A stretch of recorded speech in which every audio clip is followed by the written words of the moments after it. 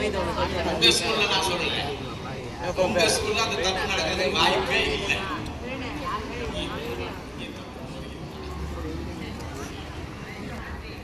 வேற ஒண்ணு கேட்கல, தப்பு பண்ணா உதவுண்டான்னு. நான் படிக்கிறது நிறைய உதவு, சாதாரண உதவி இல்லை, அழுத்து போயிடும் பெட்டக்ஸ். அந்த மாதிரி அந்த காலத்தில் முடிஞ்சது, பட் இப்ப முடியாது. கொஞ்சம் ஏதாவது தப்பலாம்னு நினைக்கிறேன். பரவாயில்ல, தப்பு இல்லை, ஏற்றுக்கணும். அந்த தம்பி யாரும் சொன்னீங்களேப்பா இருக்கிறாங்கன்னு சொல்லிட்டு இல்லை, அப்ப நீ யாரையும் பார்த்துக்கணும் தானே? சொல்ல மாட்டேங்க, சந்தோஷம். அந்த 17 வயசுக்குள்ள குறிப்பாக கஞ்சா மட்டுமே, இப்ப கஞ்சா ரொம்ப வேகமா பரவிட்டு வருது, உங்களையும் தெரிஞ்சிருக்கலாம். அந்த கஞ்சா எதிர்கால வாழ்வே இல்லாம உங்களை அழிச்சிடும்.